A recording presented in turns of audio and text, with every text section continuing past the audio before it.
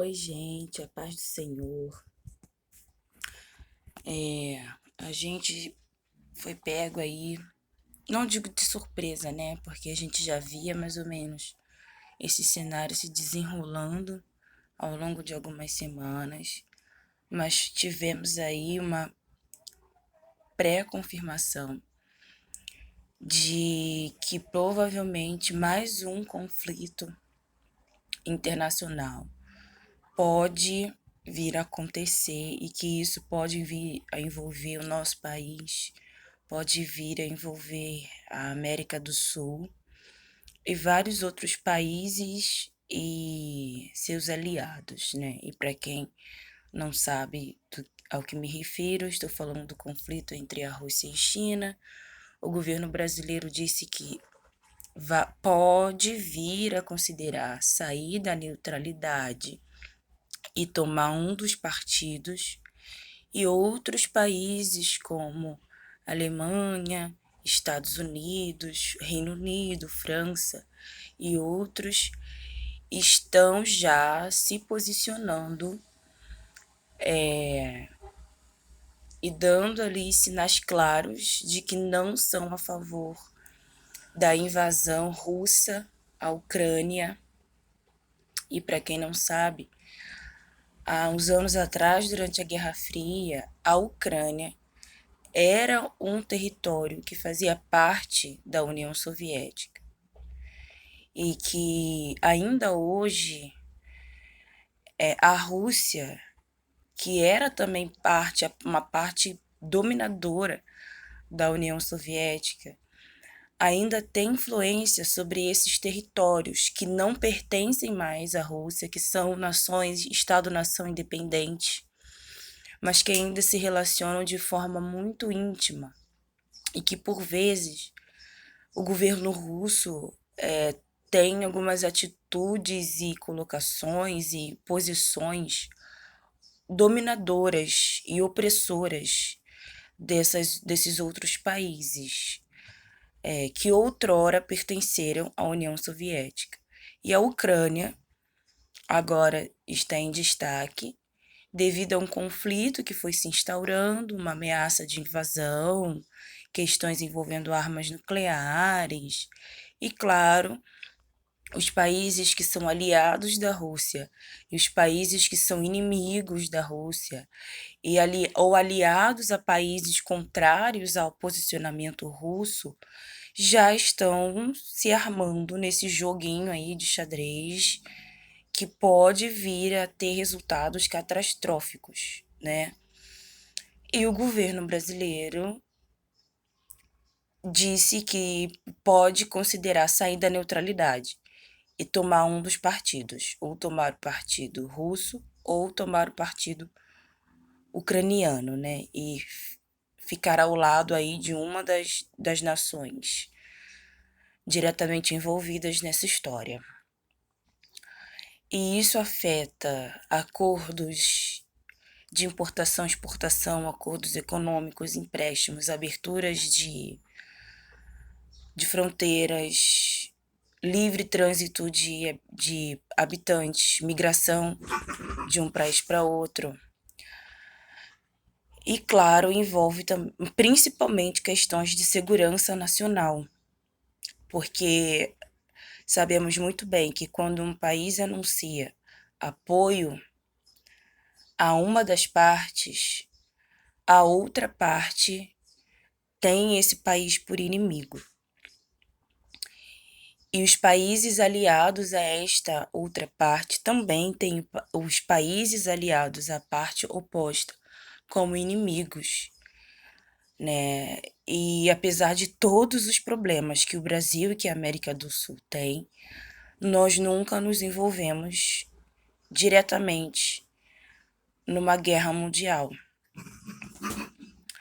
E isso está sendo comentado, isso está preocupando muito as pessoas, principalmente porque em 2018, não sei se o pessoal vai lembrar, quando o Trump lá confirmou a execução de um general iraniano e teve todo aquele tumulto, e de novo um rumor de que talvez um novo conflito internacional começasse, todo mundo ficou muito alarmado.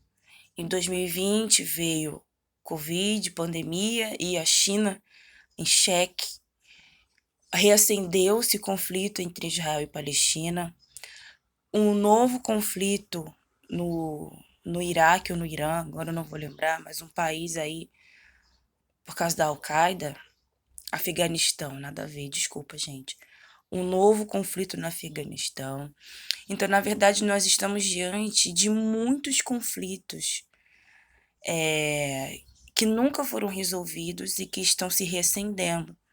E essa situação entre a Ucrânia e a Rússia é um desses conflitos que nunca foram solucionados, mas que de tempos em tempos se reacende, ressurge ali um conflito entre esses países que não têm um relacionamento amistoso, que tem um relacionamento de antagonismo direto, como é o caso, por exemplo, da Palestina e de Israel, que tem um conflito interno muito intenso, como é o caso do Afeganistão e dos grupos rebeldes, ou que um domina o outro, como é o caso da Rússia e da Ucrânia, né, que é uma independência limitada, de fachada, porque a Rússia claramente domina e oprime muitos países que, teoricamente, não são mais pertencentes a ela, mas que politicamente, por conta do histórico da Guerra Fria, são dominados pelo governo russo de um jeito ou de outro. E para que dar essa volta toda?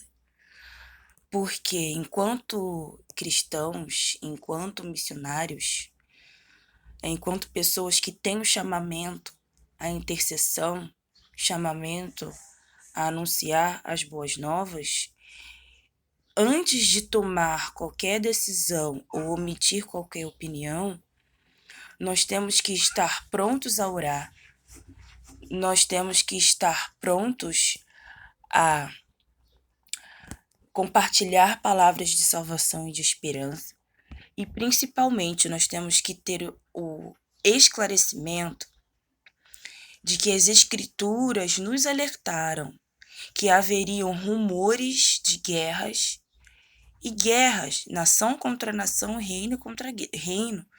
E lá em Mateus 24, Lucas 21, fica claro que não seria apenas um, e que não seria uma nação contra outra, mas que várias nações, vários conflitos consecutivos, e que nós não teríamos que temer, porque ainda não seria o fim, mas que seria o aviso de que o fim está próximo e que por isso, enquanto igreja, temos que estar afiados, alinhados, cumprindo o nosso ID, pregando a palavra, intercedendo por essas nações, porque enquanto estamos aqui, enquanto há vida, nós temos que orar e manifestar o reino de Deus.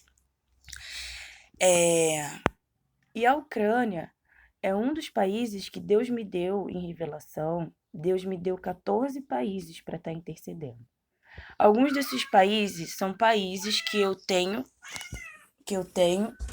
a intenção de visitar. O gato queria sair. Que eu tenho a intenção de visitar. Então, eu intercedo por eles, porque são locais na terra, locais que eu gostaria de ir um dia, de estar um dia, de visitar a turismo, a passeio, ou de morar um tempo, se Deus me permitir. E outros países foram países que foram vindo através de momentos de oração, através de leitura e de estudo e de conhecer um pouco sobre a história de outros países e sobre como muitas mulheres vivem. Eu comecei intercedendo por mulheres que são oprimidas, por mulheres que sofrem, por mulheres que moram em regiões em que elas constantemente ou estão em fuga, ou estão sob violência, ou sob ameaça. E a Ucrânia foi um dos países que Deus me deu. Então, agora que está acontecendo isso tudo, eu vejo o Senhor tocando mais uma vez no meu coração para estarmos clamando, né, pelas nações e para estarmos pregando Jesus Cristo de todas as formas possíveis. Durante muito tempo, eu achei que eu fosse fazer missões viajando, indo para os lugares e pregando lá e cuidando de pessoas e indo para outros países e falando inglês, e falando espanhol e falando outros idiomas e conhecendo gente de outros povos. E eu creio que isso pode vir a acontecer porque o Senhor é Deus. Mas que através desta tela, desse tablet, desse celular, que meus irmãos, onde quer que estejam vendo essa mensagem, que junto comigo vocês possam estar orando, vocês possam estar fazendo o que está ao alcance de vocês para estar evangelizando os amigos, os vizinhos, para estar dando testemunho, para estar levando uma palavra de esperança, para estar amando também as pessoas, expressando o quanto você ama as pessoas à sua volta, porque a gente não sabe o que pode acontecer. Mas a gente sabe que enquanto estamos aqui, o Senhor, ele tem a intenção de nos usar. O Senhor, ele tem a intenção de que revelemos e ministremos a sua palavra.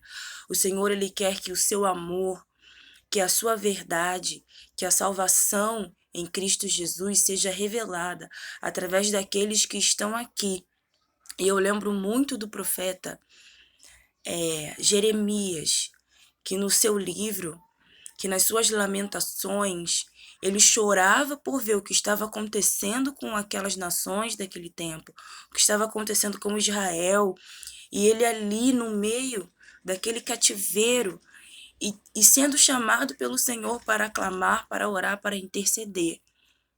Mas que Deus permitiu que não só Jeremias, mas muitos outros profetas, como Amós, como Ageu, vivenciassem ou tivessem aquela experiência do cativeiro, ainda que fosse ruim, porque ainda que o povo estivesse pagando ou estivesse vivendo as consequências dos seus erros e que o Senhor tivesse também avisado a eles que tudo aquilo aconteceria, Deus ele levantou pessoas para levar a palavra, para levar a esperança, para levar o arrependimento. E com isso, nós viemos a aprender que nós estamos vivendo hoje a situação da pandemia, a situação dos conflitos na Ásia, a situação do conflito entre Rússia e Ucrânia e o possível envolvimento no Brasil, do Brasil. E dentro do nosso país, nós estamos vivendo crises hídricas, financeiras, econômicas, estamos vivendo aí o avanço da fome, estamos vivendo aí essa maldição que é a violência contra a mulher, estamos vendo também um aumento absurdo de casos de deslizamento, de desastres, de eventos climáticos extremos. Então, dentro da nossa própria nação também, nós estamos vivendo pequenas guerras dentro dos estados, pequenas guerras dentro dos municípios, pequenas guerras dentro das casas das pessoas, mas que o Senhor ele nos chama para orar, para nos firmar na sua palavra, para manifestarmos o reino e para crer que ele nos deixou o seu espírito e que nós viveremos isso tudo, mas venceremos isso tudo, porque Cristo breve vem. E para não ficar só nas minhas palavras, eu gostaria de deixar umas palavras que se encontram lá em João 17, na oração sacerdotal de Jesus, que diz assim: Eu lhes dei a tua palavra, mas o mundo os odiou, porque eles não são do mundo, como eu também não sou. Não peço que os tires do mundo, mas que o protejas do mal. Eles não são do mundo, como eu também não sou. Santifica-os na verdade. A tua palavra é a verdade. Assim como tu me enviaste ao mundo, também eu os enviei ao mundo. E por eles eu me santifico, para que também eles sejam santificados na verdade. Não rogo apenas por eles, mas também por aqueles que crerão em mim por meio da palavra deles. Que Deus nos abençoe. Ore pela Ucrânia, ore pela Rússia, ore pelo Brasil, ore pelo Afeganistão, ore por Israel, ore pela Palestina, ore pela China, ore pelos Estados Unidos, ore pelo Reino Unido, ore pela Alemanha, ore pela França, ore por um país que você gosta muito e gostaria de poder visitar, ore pelos países vizinhos do Brasil, ore pelos países da América do Sul, onde nós estamos, da América Central e da América do Norte. Ore pelas nações. E sempre que possível, pregue Jesus Cristo, testemunhe a verdade. Porque a igreja está aqui, a igreja somos nós.